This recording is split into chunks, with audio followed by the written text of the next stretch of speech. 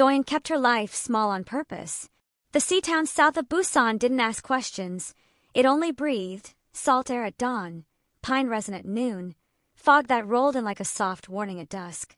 Her cottage clung to a slope of dark cedar and stone. Inside, everything had a place. A chipped blue mug, a kettle that clicked twice before boiling, and a tiny pink raincoat hanging beside the door for Era. Small meant safe. Small meant invisible. On good mornings, Doyin and Era walked the cliff path before the shops opened. Era skipped ahead, stomping every puddle, then came back to slip her hand into Doyin's, the routine that kept the world steady. The child's eyes were obsidian, steady, too knowing for 3 years old. Each time Doyin met that gaze, the truth pressed against her ribs. Ji-suk's eyes. Kong Ji-suk of Myri Tower. The reason Doyin paid only in cash, moved only at dawn, prayed only under her breath. Back home, stew simmered, rosemary fogged the kitchen windows. Era's boots waited on the mat, toes touching like they were holding a secret. Doyin hummed an old hymn, the one her mother liked, the one that asked for strength without bargaining. She tasted the soup, added a pinch of salt, and told herself the ache in her chest was only hunger. Then the air shifted. Welcome to Munlyt Stories, where Munlyt meets myth. Love timeless tales? Then hit like, subscribe. Please tell us where you are watching in the comment and join the circle. Every story begins with you. It was nothing dramatic. No knock, no voice, just a silence that didn't belong to the cottage. Doyin's spine tightened. She crossed to the back window and sawed through the rain.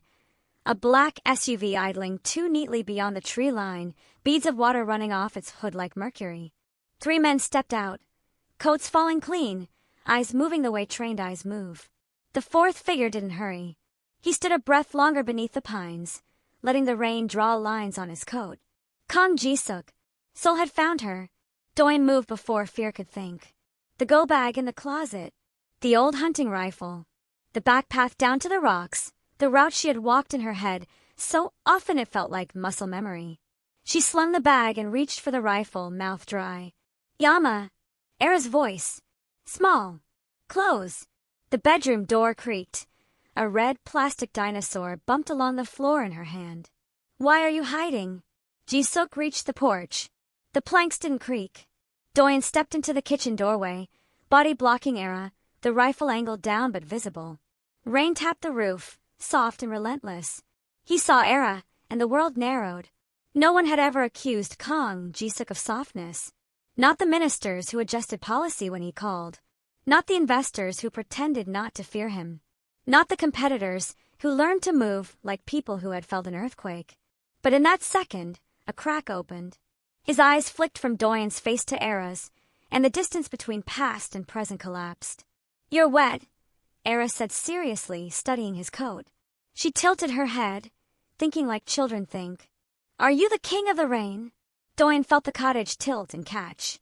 There were no exits left that didn't cost everything. Get out, she said, voice low. You have no right to be here. 3 years, Ji-suk answered, rain seaming his cheekbones. You left. You carried my daughter. He didn't step closer. He didn't raise his voice. He just stood there, soul at her threshold, waiting for the battle that would decide the shape of all their lives. Rain pounded harder against the roof, as if the heavens themselves wanted to drown out what was happening inside that small cottage. Doyin's heart beat in her throat, her hand tightening around the rifle, though she knew she wouldn't use it. Not on him. Not on the man whose shadow still lingered in every quiet night she had lived through these past 3 years. Ji-suk didn't move. He stood under the doorway, rainwater glistening on his coat, his expression unreadable but his eyes burning with something that made Doyin's knees weak. Anger, disbelief, maybe even relief. Era peeked curiously from behind Doyin's legs, her little hand clutching the hem of her mother's sweater. 3 years, Ji-suk said softly, his voice low, dangerous, and heartbreakingly human. You left me believing you vanished. But you were carrying this, our daughter. The word "our" cracked the air more than the thunder outside. Doyin's breath came shallow, her grip on the rifle trembling. You don't get to claim her, she replied, her voice sharp, defensive. You don't get to walk in here with your power and your money and think you can fix what you destroyed. Ji-suk's jaw tightened. Destroyed, he echoed, stepping forward once. The move was slow, deliberate, yet enough to make her flinch. I built an empire that could protect you, Doyin. And you ran from it. I ran from you, she snapped. From what you call protection. Era's small voice cut between them like sunlight through fog. Yama, is he angry? Doyin knelt, brushing Era's cheek with trembling fingers. No, baby. He's just lost. Jisuk's eyes softened for a fraction of a second, watching the tiny girl with his own face. He swallowed hard, and when he spoke again, the power in his voice trembled beneath emotion. You hid her from me. My blood. My air. Do you have any idea what I've done trying to find you? I know exactly what you're capable of, Doyin said, standing tall again. That's why I left. I wasn't going to let her grow up behind bodyguards and tinted glass, afraid of her own name. For a moment, the only sound was rain against the cedar walls. Jisuk's shoulders dropped slightly. He looked older, more human. You think love and power can't exist in the same house, he murmured. But I have lived every day without you both, and that isn't living. Go back to Seoul, Jisuk, Doyin said, voice softening but still firm. Go back to your tower and your headlines. This place isn't yours. Jisuk looked around the tiny home, the smell of stew filling the air, the worn floor, the warmth that didn't belong to wealth but to love. His gaze landed on Era again, on the proof that something good had survived between them. He shook his head slowly. I'm not leaving, he said simply. Not until you understand that everything I built means nothing without the two of you. Thunder rolled again, shaking the walls. Outside, the forest bent to the wind. Inside, Doyin realized the real storm had already arrived, and it wasn't the one in the sky. Morning arrived gray and heavy. The rain had eased, leaving the forest drenched and gleaming. Doyin hadn't slept. She sat by the kitchen table, staring at the rifle across the room as if it might still decide something for her. Era was curled up on the couch with her stuffed bear, murmuring in her dreams.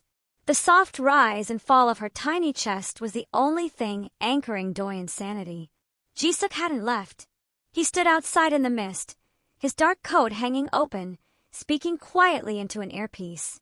From the window, Doyin could see the stillness in his posture, the control that had always terrified her. Even the forest seemed to respect his presence, holding its breath as he gave orders that traveled far beyond the pines. When he finally came inside, he smelled of rain and distance. Your men, she said sharply, are not welcome here. He didn't look at her. They're not men, Doyin. They're security. Same thing. Jisuk set his phone down on the table, meeting her eyes. Do you think you can hide forever? I spent 3 years searching for you. Do you really believe no one else can find what I did? She crossed her arms, the tremor in her hands betraying her calm. I believe in peace, she said quietly. Not safety. Peace. You don't understand the difference. He took a slow step forward. The rain outside softened to a whisper. Then explain it to me. Doyin's throat tightened. Peace is being able to breathe without waiting for footsteps. Safety is what you call a cage. I didn't want Era to grow up in a glass tower, watched by cameras, surrounded by men who kill in silence. Jisuk's jaw tightened. You think I'd let her be touched by that world? I think you already have, she said bitterly. You walked into this house, and suddenly my peace is gone. That's what you do, Jisuk. You conquer everything you love. For a long moment, he said nothing. The wind hissed against the window. When he finally spoke, his voice was quieter than before, dangerous in its calm. I came to bring you home. Both of you. I won't raise my daughter in this forgotten corner of the country. This is our home, Doyin said fiercely. You don't get to rewrite that because it doesn't look like Seoul. He exhaled, almost laughing but without humor. You still don't understand. I never left you out of my world, Doyin. You were my world. I built Myri Tower thinking one day I'd find you at its door. She shook her head, tears threatening but refusing to fall. You built a monument to control, not love. I won't let Era become another foundation stone in your empire. At the sound of Era's sleepy voice, Yama, both froze. Doyin turned toward her daughter, softening instantly. Jisuk watched that tenderness, and for the first time, something human flickered in his expression. When Doyin looked back at him, she saw it. The storm wasn't over. It had only learned to stand still and wait for her answer. By afternoon, the storm had quieted, leaving the world wrapped in silver fog. Doyin stood at the sink, washing dishes she didn't need to wash, her hands moving just to keep from shaking. The rhythm was familiar. Soap, rinse dry, but her heart refused to steady. Behind her, the quiet wasn't safety anymore. It was waiting. Ji-suk sat at the edge of the couch, perfectly still. The man who once commanded skyscrapers in silence was now inside her cottage like a storm pretending to be tame. His coat hung over a chair, his white shirt clinging faintly to his frame. The air between them was electric and unbearably fragile. Era sat on the rug with her red dinosaur toy, making tiny growling noises. She glanced at Ji-suk with wide, curious eyes. "You didn't tell me your name," she said suddenly, tilting her head. Ji-suk blinked, caught off guard. "Ji-suk," he said softly. "My name is Kang Ji-suk." "Ji-suk," Era repeated, then smiled. "That's hard to say. Can I call you the king of the rain?" For the first time in years, Doyin saw it. A real smile, brief but genuine, curve across his lips. "If you want," he replied, "but only when it rains." Era giggled, returning to her game, while Doyin's heart broke quietly behind her chest. She could hear her pulse like footsteps echoing down a hallway. Ji-suk's eyes found hers again, steady, searching. "She looks like you," he said, voice low. "But her eyes—" "I know," Doyin interrupted, drying her hands with unnecessary care. "I've spent 3 years trying to make sure no one else noticed." He stood, walking closer, his presence filling the small space. "You could have called," he said. "You could have sent a message." "And said what?" "That I was pregnant with the child of the most feared man in Seoul." Her laugh came out brittle. "I loved you, Ji-suk, but loving you meant living inside your shadow." He stopped a few feet away, rain still drying in his hair. "I never wanted you to live in fear. Then you shouldn't have been the kind of man people fear." The words hung in the air like smoke. Era hummed softly to herself, building a tower of colored blocks. The tension in the room softened only when the child looked up and said, "Come help me, King of Rain." Ji-suk hesitated. Then, surprisingly, he knelt. His tall frame folded down to her level, his hand steady as he placed one block, then another. Era clapped in delight. Doyin turned away, her breath catching. For a heartbeat, he wasn't a chairman, or a dragon, or a ghost from her nightmares. He was just a man learning to be a father. Outside, the last of the clouds broke, and thin sunlight streamed through the windows, touching all 3 of them. The world looked almost at peace, until Doyin realized what peace cost when a man like Ji-suk decided to stay. That night, the wind shifted again. The sea was louder, restless against the rocks below. Doyin lay awake on the narrow bed beside Era, listening to every sound, the tick of the old clock, the faint hum of the refrigerator, the quiet tread of footsteps in the living room. She didn't need to look to know it was Ji-suk. He had claimed a corner of her world without asking, and now his presence breathed through the walls like heat. He wasn't supposed to stay. He had said only a few words after helping Era with her blocks. "I'll take the couch." But even in that simple sentence, Doyin heard finality. She should have ordered him out, called the police, something, anything, but she didn't. Because deep down, she knew that the moment she opened that door again, the outside world would find them too. When she finally rose, Era still slept, her curls scattered like a halo. Doyin wrapped herself in a sweater and stepped into the dim light of the living room. Ji-suk was there, seated on the couch, jacket off, shirt sleeves rolled to his forearms. His tablet glowed faintly on the table, lines of encrypted code flickering across the screen. "You haven't slept," she said quietly. He didn't look up. "Neither have you." "What are you doing?" "Securing the perimeter." His voice was calm, clinical. "This region has poor network coverage. I had to establish a direct link to Myri security." Doyin frowned. "You brought your world into my home." "I brought safety," he corrected. "You built this cottage to be invisible. But invisibility isn't safety, it's an illusion." She laughed softly, bitterly. "You think everything can be solved with control. I spent 3 years learning that peace can't be bought or tracked." Finally, he looked at her. "You think I came to trap you again?" "Doyin, I came because I found out what I lost." "You didn't lose us. You drove us away." The silence between them grew sharp enough to cut. Ji-suk leaned back, rubbing his temple, the exhaustion beginning to show beneath his perfect composure. You think you're safer without me? The moment anyone learns who Era is, every rival I've ever had will want to use her name as leverage. The only way to protect her is with power. And you call that love? She asked, voice trembling. Building a fortress around a child, so she can never breathe freely? His answer came after a long pause. It's the only kind I know. From the hallway, a small voice interrupted them. Appa! Both froze. Era stood barefoot in her pajamas, blinking sleepily. Ji-suk looked startled, his eyes flicking toward Doyin for guidance. She knelt beside Era, smoothing her hair. It's just a dream, sweetheart. Go back to bed. But Era didn't move. She looked at Ji-suk again, smiling faintly. I dreamed the king of the rain stayed, she said. I think he's real. Neither Doyin nor Ji-suk spoke. The room was quiet except for the sea whispering outside, soft, constant, and impossible to ignore. Morning came softly, pale light seeping through the curtains. Doyin woke to the smell of coffee, strong, rich, and unfamiliar. When she stepped into the kitchen, Ji-suk was already there, standing at the counter as if he owned it, a mug in one hand, his jacket draped neatly over a chair. Good morning, he said simply, his voice steady formal. Doyin folded her arms. You don't belong here. He looked at her, calm, unreadable. Neither do you. This isn't living, Doyin. It's hiding. His words stung more than she wanted to admit. She turned away, opening the cupboard just to do something. Hiding keeps us alive. That's what matters. He took a slow sip, eyes still on her. Survival is not life. She almost laughed, spoken like a man who's never had to run. He said nothing. Only the hum of the refrigerator filled the silence. Era's small footsteps padded across the floor, breaking the tension. She climbed onto a stool and smiled at him, her sleepy face glowing. Good morning, King of Rain, she chirped. Ji-suk's expression softened. Good morning, Princess of Storms. Doyin's heart twisted.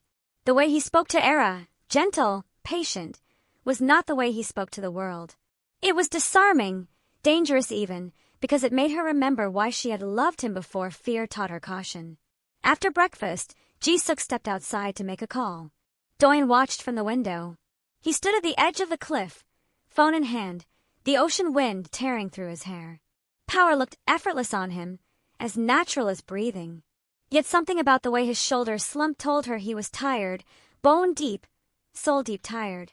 When he returned, she asked, How long are you planning to stay? As long as it takes. For what? To make sure you stop running. She blinked, confused. You think you can just move in, set up your security, and I'll forgive you? He met her gaze squarely. Forgiveness isn't what I came for. I came for you and for her. You came for control, she said coldly. He smiled faintly, not in mockery but resignation. Maybe, but control is how I keep the things I love alive. Doyin's breath caught. For a moment, the world outside seemed to still. She wanted to shout, to push him out, to protect the fragile peace she'd built. But then Era laughed, pure, joyful, unbothered, and Doyin froze. That sound, that innocence, was why she had run. And now, it was why she couldn't anymore. Because the man she feared was also the one person who could keep that laughter safe in a world that devoured weakness. Later, as the sun set, Ji-suk walked to the shoreline, hands in his pockets. Doyin stood in the doorway, watching his figure against the water. Tall, still unyielding. He didn't look back, but somehow, she knew he was waiting for her to step out of the cage she had built herself. The next few days unfolded in quiet chaos. Ji-suk's men, silent, efficient, and invisible, appeared one by one, disguised as electricians, delivery workers, even forest maintenance crews. Within hours, the entire perimeter of Doyin's hidden life transformed. Tiny security cameras blinked discreetly in the eaves. Motion sensors hummed softly under the porch. Even the Wi-Fi signal, once slow and unreliable, now pulsed with encrypted power. Doyin hated it. Every improvement, every adjustment, was a reminder that she was losing ground in the only world she had built with her own two hands. You're turning my home into a fortress, she said, watching Ji-suk type into his tablet, the faint glow painting his face. A safe one, he replied without looking up. I didn't ask for this kind of safety. You don't have to, he said evenly. I'm here now. The finality in his tone made her stomach twist. She had once loved that authority, the way he could command a room without raising his voice. But here, in the warmth of her small cottage, it felt like steel pressing against her ribs. By noon, the sound of tools faded, replaced by the steady rhythm of rain again. Ji-suk stood by the window, watching the trees sway. They're finished for today, he said. Tomorrow, the perimeter lights go up. No, she said sharply. There will be no lights. We stay dark. That's the point.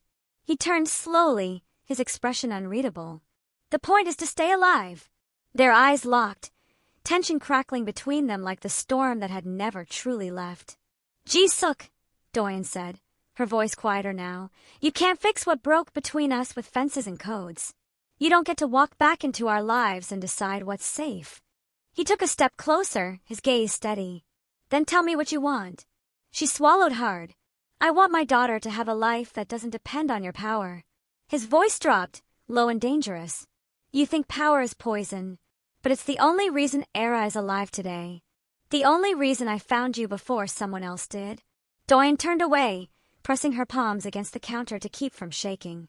And what happens when your enemies find out you have a daughter? You'll build higher walls, hire more men, make more enemies. That's not living, Ji-suk. That's surviving in a cage. He moved closer until his reflection joined hers in the window. Then I'll make the cage big enough for you to breathe. Her eyes glistened. That's not love. His answer came in a whisper against the storm. It's the only way I know how to love. Era's laughter floated in from the living room. She was building another tower of blocks, talking to herself in soft Korean and English words mixed together. Doyin turned, watching her daughter, the fragile center of their storm. Ji-suk followed her gaze. If we destroy each other, he said, she loses everything. Doyin nodded slowly, her defenses faltering. Then maybe we stop fighting. Ji-suk's voice softened, breaking just a little. Then stop running. Outside, thunder rolled distantly, but inside, something heavier began to quiet. The following morning began deceptively calm.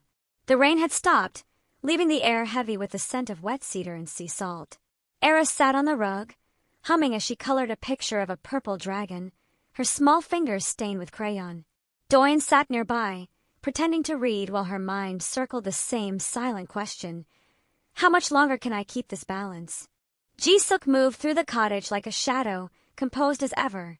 He had traded a city suit for a black turtleneck and slacks, but even in plain clothes, he looked like authority wrapped in quiet danger. Every few minutes, his phone vibrated with encrypted messages from Seoul, yet his attention never fully left the small home. Doyin watched him from the corner of her eye. There was something almost domestic in the sight, him pouring water into a mug, Era singing softly in the background, but she knew better than to trust calmness in Ji-suk's world. It happened just before noon. The lights flickered. Once, twice, then went out completely. The hum of the refrigerator died. The heater gave a faint groan, then silence. Doyin frowned. Probably the storm, she said automatically. But when Ji-suk's posture stiffened, she knew it wasn't weather. He walked to the window, scanning the treeline. Stay inside, he ordered quietly. His voice carried no panic, only control sharpened to precision. He tapped his earpiece. Min-jae, confirm exterior feed. Static. That alone was enough to make Doyin's pulse spike. It's just power, she tried again, forcing calm. The grid here. No, he interrupted. It's deliberate. He moved swiftly, stepping outside without his coat. The wind caught his hair, and he crouched beside the main power box near the edge of the cottage. Within minutes, one of his men emerged from the trees, face grave. Cut clean, sir, the man said in Korean. Not weather damage. A chill crawled down Doyin's spine. Cut! Ji-suk turned to her, eyes dark as midnight. Someone was here. Era blinked, looking between them, sensing the tension. Iyama, she whispered. It's okay, baby, Doyin murmured, though her voice shook. Ji-suk stepped back inside, rain dripping from his sleeves. They're testing us, he said, pacing slowly. Whoever it is, triad, corporate rival, or something smaller, they want to see how fast I respond. You mean they followed you? Doyin said, anger cracking through her fear. You brought this to my door. He met her eyes, unflinching. No, Doyin. They were always coming. The moment you left Seoul, you made yourself a rumor. Rumors attract wolves. She wanted to argue, but the truth hung between them like smoke. Jisuk's tone softened, but his authority didn't fade. You'll take Era to the basement. Stay there until I say otherwise. And what about you? I'm the signal they came looking for, he said simply. Let them see it, and learn why it's untouchable. When he turned away, the quiet command in his stride made Doyin's stomach twist. He wasn't just a man reclaiming a lost family anymore. He was a dragon waking up. Night returned too quickly, dragging the storm with it. Power had not been restored. The cottage was lit only by the flicker of 3 candles and the faint blue glow from Jisuk's tablet, its private satellite link reconnecting to a network far beyond the reach of local lines. Doyin sat on the couch, Era asleep in her lap, the child's small hand curled around her mother's sweater. Her mind was a cyclone of fear and resentment, every breath heavy with the knowledge that danger was no longer theoretical, it was here. Jisuk moved with measured calm, his presence filling the small space. He had stripped off his damp sweater, now wearing only a black undershirt that clung to his frame, his jaw tight as he reviewed the live feeds from his hidden cameras. His men were ghosts beyond the tree-line, silent, unseen but present. Any sign? Doyin asked finally. He didn't look up. Not yet. But whoever cut the power line didn't leave a trace for curiosity's sake. It was a message. What kind of message? He hesitated, eyes narrowing at the flicker on his screen. The kind people like me understand. Doyin pressed her lips together. So it is your world following you here. He turned toward her then, face unreadable. It's our world now. You think running made you free, Doyin. It only made you visible to predators who hunt silence. His voice carried the sharp edge of truth, and she hated that it sounded like protection. She rose carefully, laying Era on the couch, tucking the blanket tighter. You think I didn't prepare for this, she whispered.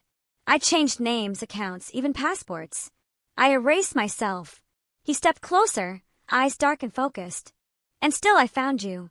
Imagine what someone without love would do. His words struck like cold water. Doyin turned away, hugging herself. You're saying I need you. I'm saying Era needs both of us, he replied softly. She's the one thing they can't touch if we stand together. Silence pressed between them again. The storm howled, and one of the candles guttered out. Then came a sound, a faint rustle by the door.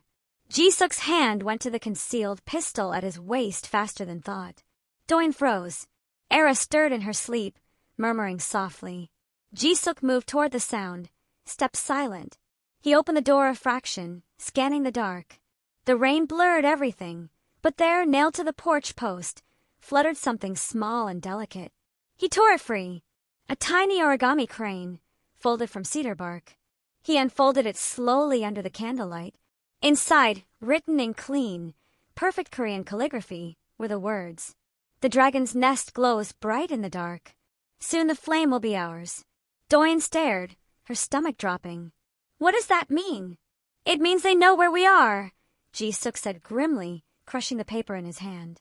And they've decided to test my patience. His eyes lifted to hers, sharp, furious, and burning with something beyond fear. The dragon was awake now, and the storm outside would not be louder than what was coming. The moment Jisuk read the words on that cedar bark crane, the temperature in the cottage seemed to drop. He didn't shout. He didn't curse. He simply stood still, the paper crushed between his fingers, his pulse visible at the side of his neck. Doyin had seen him angry before, years ago, in the height of his power, but this was different. This was silent, sharpened rage. Era stirred, mumbling softly in her sleep. Doyin placed a hand on her chest, calming her before looking up. What does it mean, Jisuk? Who would send that? He didn't answer at first. He went to his tablet, fingers flying over the encrypted controls, pulling live feeds from the small cameras he'd installed. The screens flickered, forest paths, the winding road, the cliff edge, all still, all wet with rain. But the message had changed everything. It's not a warning, he finally said. It's a declaration. They found the nest, and now they're waiting for the right moment to strike. You mean us, Doyin whispered. They've found us. Jisuk nodded once. Yes. The line was cut to test how I'd react. The crane is to tell me they're watching, and to mock me. Her chest tightened. You said your enemies wouldn't come this far. They shouldn't have, he admitted. But something's shifted. They've learned what I protect. Doyin crossed her arms, holding herself. Then what do we do? He looked up, eyes dark as obsidian. We prepare for war. Before she could speak, he was already calling commands into his earpiece. Korean words rolled like steel through his tone, precise, direct, unyielding. His men's voices replied faintly in the static. He switched off the call, his expression unreadable. I'm doubling the perimeter guard, he said. 2 vehicles will arrive by dawn. You'll take Era to the safe room until I say otherwise. Doyin frowned. Safe room. He gave her a faint, tired smile. You think I'd build a cottage without one? She wanted to argue, but exhaustion sank into her bones. You brought this on us, she whispered. You and your empire. He looked at her then, truly looked, his face softening just enough for her to see the man beneath the armor. I brought myself, he said quietly, to keep you alive. If they want war, they'll have it. But not here, not near her. She studied him, torn between anger and reluctant trust. He turned back to the window, his reflection a shadow in the glass. When they strike, he continued, they won't use guns first. They'll use fear. Fear. He nodded. They want to make you run again. Because they know the dragon's heart is weakest when it protects something small. Doyin stared at him for a long moment, understanding dawning with a chill. The war outside wasn't the only one raging. The other was between her instinct to flee and her growing need to believe him. Outside, lightning streaked across the sea, illuminating Jisuk's reflection. His voice came softly, almost reverently. They wanted to wake the dragon. Now they'll remember why it sleeps. By dawn, the storm had passed, but its aftermath lingered, broken branches across the yard, puddles rippling in cold wind, and a silence that felt far too heavy. Doyin didn't sleep. She lay awake beside Era, listening to the faint murmur of Jisuk's voice in the next room. He had been on calls all night, short, clipped orders in Korean that carried the weight of command. When Era finally stirred, sunlight was already pressing through the curtains. Yama, can we go outside? She asked, voice small but eager. Doyin smiled faintly, brushing a curl from her daughter's forehead. Not today, baby. It's muddy. She carried her to the kitchen, where Jisuk was waiting, perfectly composed in a dark sweater, coffee in hand. His calmness irritated her. You didn't sleep either, she said. He nodded. I had work. Work, she repeated. You mean preparing for another battle? He looked at her quietly for a moment before replying. If that's what it takes to keep you safe. Era yawned, reaching her arms toward him. King of Rain, she said, still sleepy. You stayed. Jisuk's expression softened instantly. I told you I would. He took her gently into his arms. Doyin tried not to react to the sight. Era's small head resting on his shoulder, her tiny hand clutching his collar. The image was almost too human, too tender for a man who built empires out of fear. Doyin, he said softly, I need to show you something. She followed him down the narrow hall to a door she had never opened. Behind it was a narrow staircase leading underground. Jisuk flicked a switch, and lights flickered on, illuminating a compact but heavily fortified room. Steel walls, stocked shelves, communication console, emergency power unit. Doyin stared in disbelief. You built this? He nodded. When I bought the land, I had it installed. Insurance. I never stopped protecting what I thought I'd already lost. Her throat tightened. You plan for me. For her. I plan for everything, he said simply. But I never planned to find you. The words unsettled her more than the room itself. Era tugged at Doyin's sleeve, eyes wide. Yama, it looks like a spaceship. Jisuk smiled faintly. A safe one, he said. If something happens, you come here first. Doyin turned toward him. And what happens to you while we hide? I don't hide, he said quietly. That's what they count on. The quiet conviction in his tone chilled her. He had already accepted that he was bait. Later, When Era fell asleep again, Doyin returned to the safe room. The hum of its power console filled the silence. Jisuk stood there, hands in his pockets, gaze distant. "You think this will save us?" she said. "It will buy us time," he replied. "Time to build something stronger than fear." She wanted to say he was wrong, but when he looked at her, the words dissolved. Because in his eyes, she saw no empire, no ambition, only the raw, relentless instinct of a father who had decided that nothing on earth would touch his child again. That night, the wind turned cold again. The rain didn't come, but the sea below the cliff roared like a warning. Doyin sat by the window, her hands wrapped around a mug of untouched tea. Era was asleep upstairs, tucked under the heavy blanket Jisuk had brought from Seoul. The cottage glowed with soft light, but peace no longer lived there, it only pretended to. Jisuk stood outside, near the gate, speaking quietly to Min-jae. From the window, Doyin could see the exchange. Subtle hand signals, small nods, the kind of communication men trained in danger perfected. When Jisuk came back inside, his face was unreadable. "They're getting closer," he said calmly. "How do you know?" "The cameras caught motion an hour ago."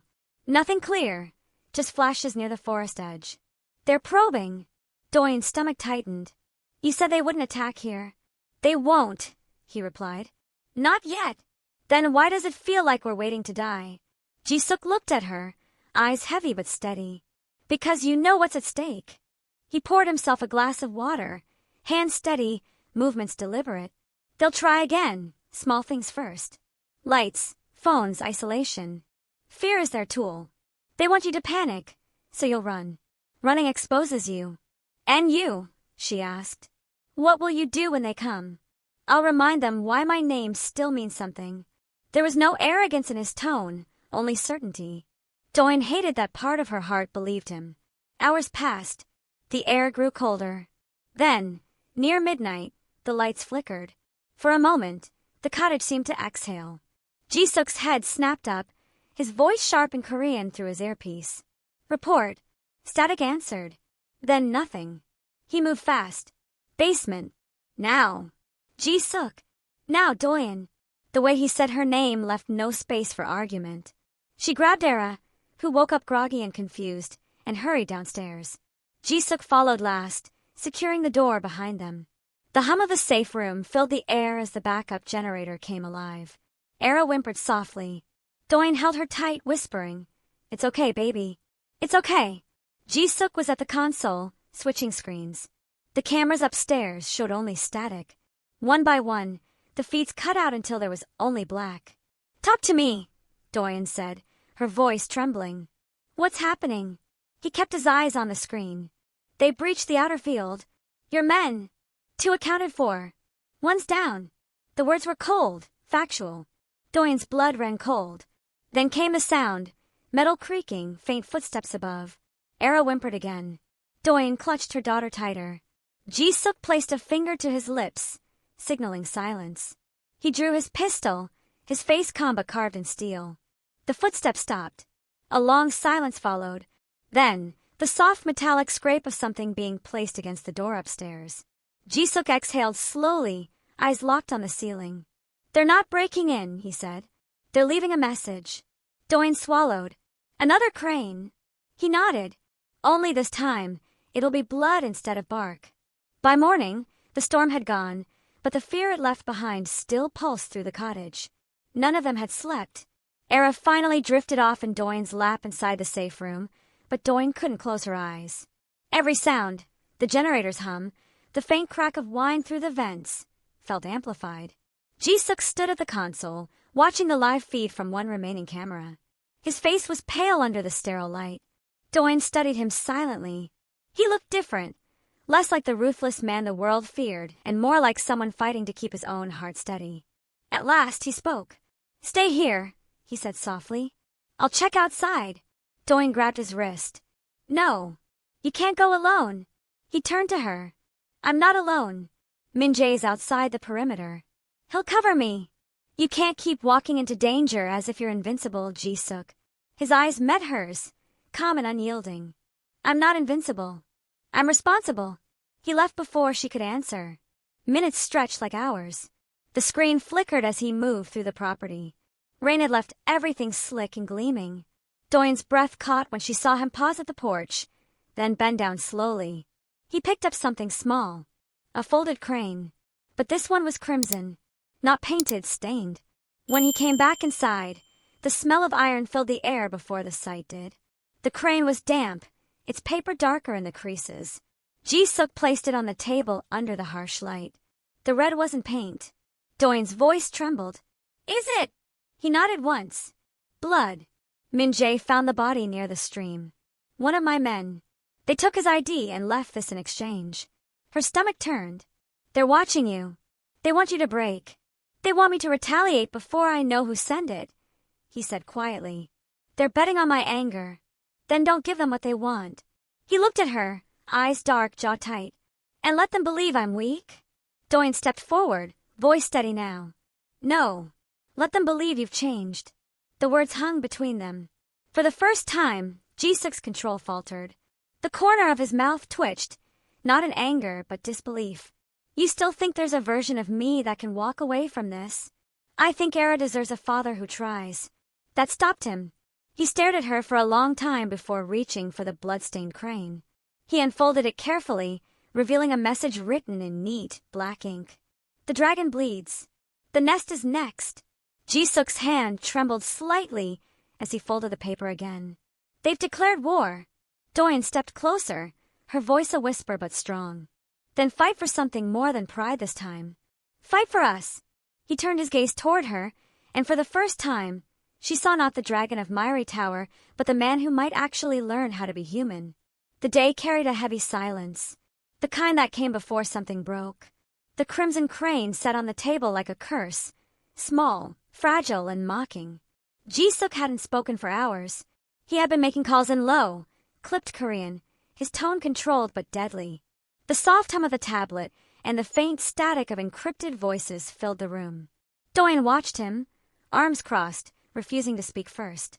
She had learned years ago that silence was the only language men like Ji-suk respected. But the longer she watched, the more she saw the cracks, the faint tremor in his fingers, the way his jaw clenched too long, the exhaustion behind his eyes. Finally, she broke the stillness. You're planning something. I'm responding, he said evenly, not looking at her. You're about to start a war. He met her gaze then, and in his eyes, she saw no denial. They drew first blood. And if Era grows up fatherless because of your pride, she demanded, will you still call it justice? His expression didn't change, but his voice softened just enough to reveal the truth. This isn't pride. It's prevention. Doyin stepped closer, lowering her voice. You think you can end every threat by striking first, but you can't kill the idea of vengeance, Ji-suk. Someone will always come after the dragon. He turned away, as if her words cut too close. You think running will keep her safe? No, she said. But love might. That stopped him. For a long moment, the only sound was the wind outside, whispering against the windows. Then, slowly he exhaled. I will handle this quietly, he said finally. No bodies near the house. No noise. I promised her safety, and she will have it. You mean our daughter, Doyin corrected. He looked at her, and something inside him seemed to shift. Yes, he said quietly. Our daughter. Hours later, Ji-suk's convoy arrived. 2 black SUVs gliding up the dirt road like shadows made of metal. His men stepped out, silent and precise, scanning every angle. Doyin stood by the doorway, Era in her arms, watching with a sinking feeling. Ji-suk approached her, coat buttoned, expression unreadable. Stay inside. Lock the safe room. No matter what you hear, don't come out. Ji-suk, she whispered, clutching his sleeve. If you go down this path again, you'll never come back from it. He hesitated, looking at her hand on his arm. Then, quietly, you're wrong, Doyin. You and Era are the only reason I'll come back. Before she could respond, he turned and stepped into the mist, disappearing into the waiting car. Doyin stood in the doorway long after the engines faded, the sea wind whipping her hair. She didn't know whether he was going to end the threat or become the very storm she had spent years trying to escape. Either way, the reckoning had begun. The cottage felt hollow without Ji-suk. The moment his car disappeared into the mist, the silence thickened. Doyin tried to keep busy, folding laundry, sweeping, heating soup, but her hands wouldn't stop trembling. Every noise from the forest made her flinch. Every creak of the floor sounded like an echo from a past she'd hoped to bury. Era, blissfully unaware, sat at the table drawing. She hummed as she pressed crayons against paper, filling the page with purple and gold shapes. "Yama, look!" she said brightly. "It's the dragon and the princess." Doyin forced a smile. "That's beautiful, baby. Appa will like it," Era said confidently, still coloring. "He'll come home soon." The words broke Doyin's fragile calm. She turned away, pretending to tidy the counter so Era wouldn't see her tears. Jisuk had said he would come back, but promises from men who lived in darkness were fragile things. Hours passed. The sun climbed and fell again. When night came, Doyin lit a single candle and stared at the door, waiting for headlights that didn't come. Then at midnight, the phone on Jisuk's tablet buzzed. She froze. The screen flickered to life with an incoming encrypted call. She hesitated, then answered. Minjae's voice came through, urgent and hushed. "Ma'am, he's alive." Relief flooded her so quickly she nearly collapsed. "Where is he?" "Still in Busan." The target group fought back harder than expected. "He neutralized the threat, but he's hurt." Her breath caught. "How bad?" A pause. "He won't say, but he ordered us not to return to the cottage until morning. He doesn't want to bring blood back to you." Tears burned her eyes. "He shouldn't have gone at all." Minjae's tone softened. "He went because of you. Because of her." The call ended, leaving Doyin staring at the black screen. She felt anger and love war inside her until the line between them vanished. At dawn she heard the car, tires crunching over gravel, the door opening, and then him, Kang Jisuk, standing in the pale morning light, a streak of blood on his sleeve, exhaustion etched deep into his face. Era squealed and ran to him. "Appa!" He knelt, catching her in his arms with a grimace of pain he tried to hide. "I'm home," he said softly, pressing his forehead to hers. Doyin stood a few feet away, torn between fury and relief. "You said you'd handle it quietly." "I did," he murmured. "They're gone." "At what cost?" she asked, voice shaking. He met her eyes. Only what was already lost. When she reached him, she saw the wound properly, a deep cut along his arm, still bandaged with care. She reached out, but he caught her wrist gently. "Don't," he whispered. "If you touch me now, I might not be able to stop." Doyin's heart ached. "You can't keep doing this." He looked at her, eyes heavy but alive. "I can. Until she's safe, I can." And for the first time, Doyin realized that love wasn't saving Jisuk, it was consuming him. The next morning brought a strange calm. The storm clouds had cleared, and sunlight filtered through the trees, scattering across the wet grass. Doyin stood by the window, watching Era chase butterflies outside, laughter ringing like a fragile melody. For the first time in days, it almost looked like peace, but peace built on blood never lasted long. Jisuk sat at the dining table, his arm bandaged, sipping black coffee. He hadn't said a word since dawn. His body was there, but his mind, she could tell, was still trapped in the violence he had just left behind. Finally, Doyin broke the silence. "How many?" He didn't look up. "Enough. Enough to sleep at night," she pressed. He set the cup down. No one who threatens Era deserves sleep. The certainty in his tone sent a shiver through her. "You think killing is the only way to protect her. But every time you do, you bring more danger back." Jisuk leaned back slowly, eyes dark but weary. "You still believe the world runs on goodness, Doyin." "It doesn't. It runs on fear. I just make sure ours is louder." Doyin turned away, her throat tight. "That's not a life. That's a cage built from corpses." He rose then, moving closer, his voice low but soft. "You think I want this? You think I haven't dreamed of walking away?" He reached out, brushing a stray lock from her face. "But every time I close my eyes, I see her. If I don't keep fighting, someone else will come, and this time they won't stop at the gate." Her breath hitched, torn between anger and compassion.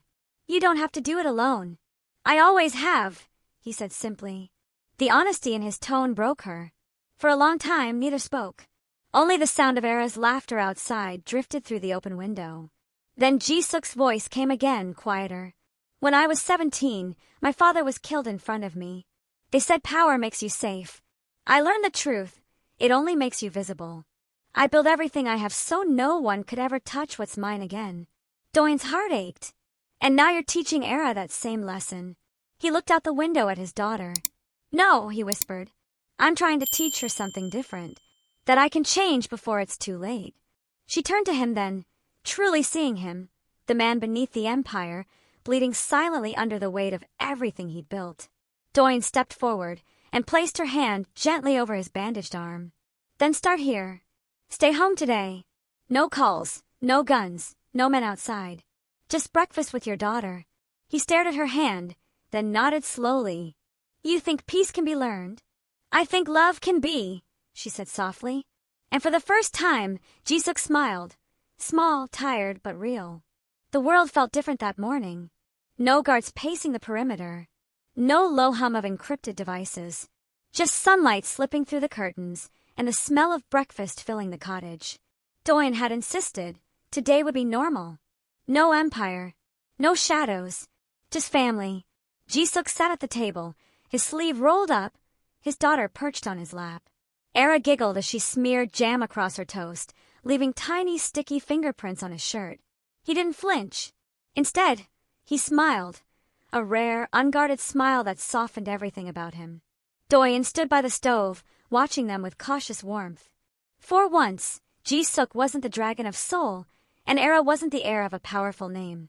They were just a father and daughter learning how to exist in the same sunlight. When Era ran off to feed the stray cat behind the cottage, Doyin sat across from him. The silence between them was no longer sharp. It was gentle, almost human. She's happy, Jisuk said quietly. She's a child, Doyin replied. They find happiness, even in broken places.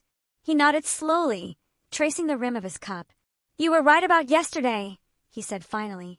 I didn't sleep, but not because of guilt. Then why? Because for the first time, I wasn't thinking about my enemies. I was thinking about what I'd do if I lost this. He gestured vaguely between them, his voice softening. You. Her. The quiet. Doyin looked down at her hands. You can't build a future on fear, Jisuk. It doesn't hold.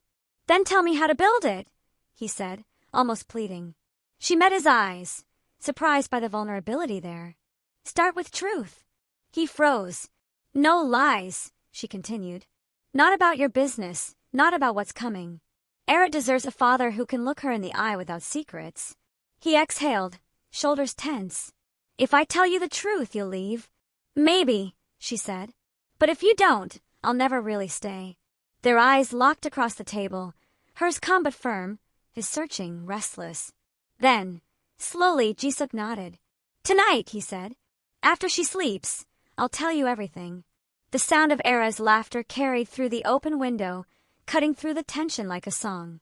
Jisuk turned toward the sound, and Doyin saw something shift in him, like the dragon folding its wings for the first time. That afternoon, they walked together by the cliff. Era ran ahead, chasing her scarf in the sea breeze. Jisuk reached for Doyin's hand, not commanding this time, but careful, almost hesitant. You don't have to be afraid of me anymore, he said. She looked at him, the wind tugging at her hair. I'm not afraid, she whispered. I'm just not sure who you'll be when the night comes. He smiled faintly. Neither am I. But for that one stolen day, time stood still. And in the sunlight, even the dragon looked almost human. Night fell softly over the cliffside cottage. The air was cool, the waves below a steady rhythm against the rocks. Era had fallen asleep quickly, her favorite stuffed dragon tucked under her arm. Doyin stood by her bedside for a long moment, brushing a stray curl from her daughter's forehead before stepping quietly into the hall.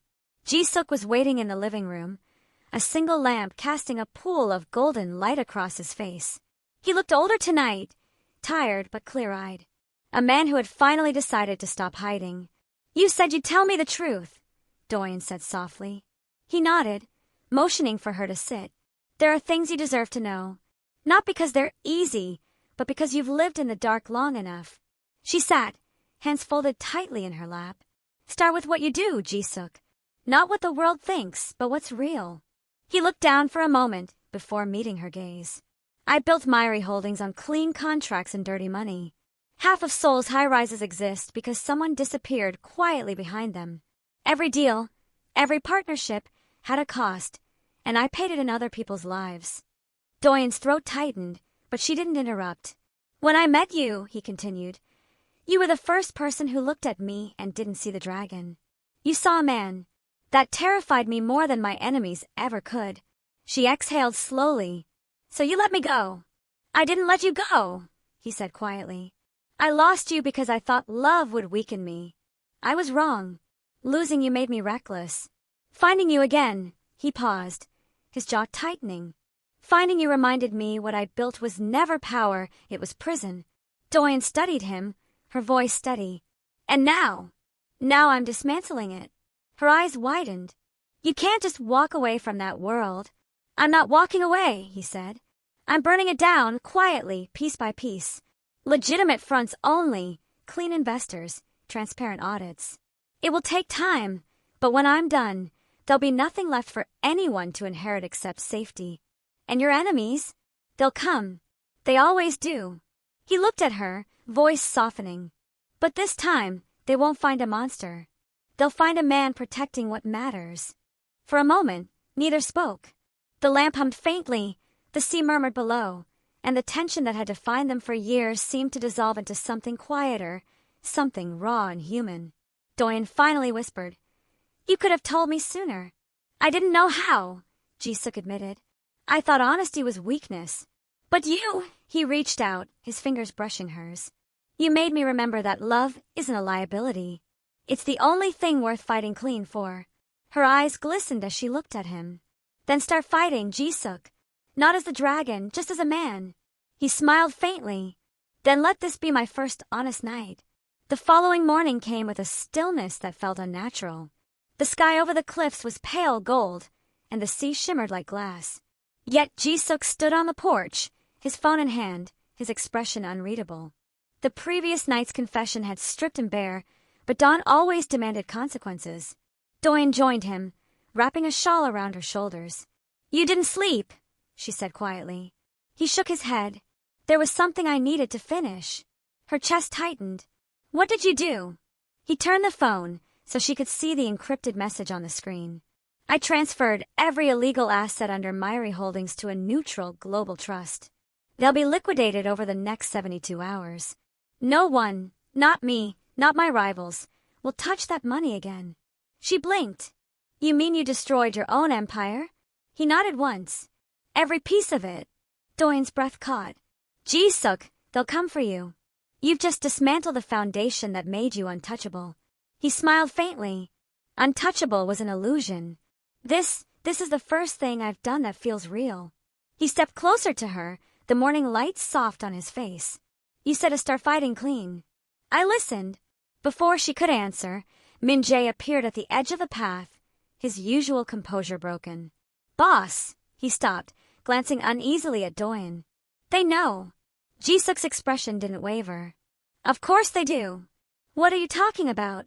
Doyin asked, her voice trembling. The triad branches Ji-suk crippled last week, Min-jae said quickly. They've joined forces. Their men are moving toward Seoul. They think you're vulnerable now. Ji-suk inhaled deeply, his calmness terrifying in its steadiness. Let them come. Doyin grabbed his arm. No. You just promised Era a different future, no more violence. I'm not starting a war, he said quietly. I'm ending one. She shook her head. There's always another enemy. He looked at her then, and something in his eyes broke, a quiet surrender beneath all the power. Then let this be the last one I face. For her. The air between them grew thick. Doyin's heart pounded as realization settled in. You're leaving again. His voice was soft, but it cut deep. Only long enough to make sure the fire burns out completely. She reached up, cupping his face. And if it doesn't, he pressed his forehead against hers. Then you'll know I tried to die as a man, not a monster. Tears blurred her vision. You think that comforts me? No, he whispered. But it gives me peace. Era's small voice called from the doorway, sleepy and innocent. Appa! Ji-suk turned, smiling faintly through the weight of it all. Go inside, Era. I'll be right there. As he watched his daughter run back into the warmth, the sun finally broke over the horizon, bright, golden, and cruelly beautiful. Jisuk's shadow stretched long across the porch. He looked at Doyin one last time and said quietly, "When this ends, if I'm still standing, I'll come home." And before she could stop him, he walked toward the waiting car, into the rising sun, and into the fire he created. The fire that followed Jisuk's departure burned, quietly but far-reaching. For days, news rippled across Seoul, a string of underground accounts frozen, private jets grounded, powerful men vanishing overnight. But far away, in the small cliffside cottage, Doyin didn't follow the headlines. She followed the silence, the hollow ache of waiting. Each morning, she made Era's breakfast and smiled through the routine. Each night, she stood by the window watching the waves crash, whispering prayers she wasn't sure reached heaven. The days blurred until the sound of the sea began to feel like his heartbeat, a pulse she feared might have already stopped. Then, on the 7th night, everything changed. Era had fallen asleep beside her when a distant rumble echoed up the cliff road. Tires. Headlights. Doyin froze, her heart leaping and sinking at once. She stepped outside, the wind cold against her skin. The black car came slowly into view. For a moment, she thought it was only another ghost of his empire, until the door opened. Jisuk stepped out. He looked different. The sharpness of the dragon was gone, replaced by something gentler, almost fragile. His coat hung open, his hair disheveled by the sea wind. There were faint scars along his temple, the quiet marks of survival. He stood in the moonlight, eyes finding hers like they always had. "You waited," he said simply. She couldn't speak.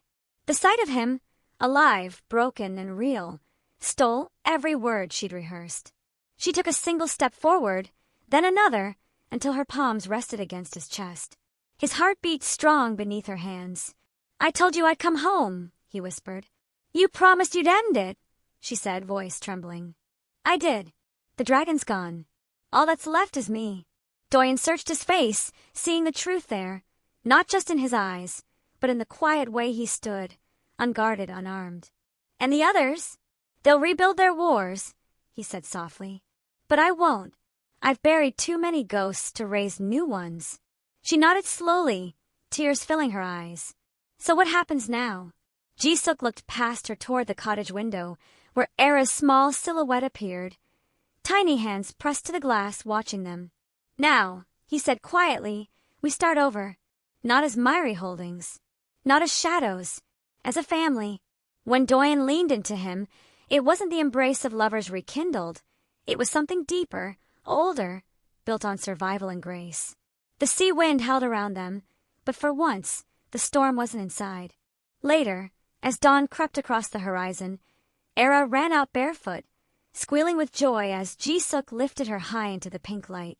Doyin watched, smiling through tears. For the first time, the dragon didn't need to roar. He just needed to breathe.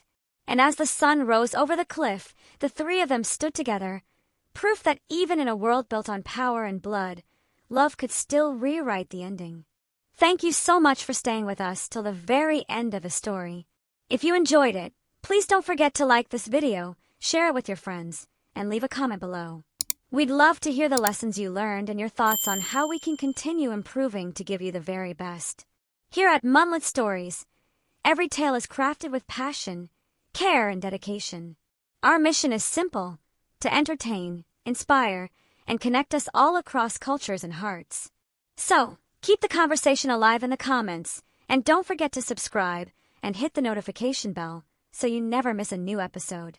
Till next time, we are Munlyt Stories, bringing you amazing tales that touch hearts and spark imaginations. Stay blessed, stay inspired. See you in the next story.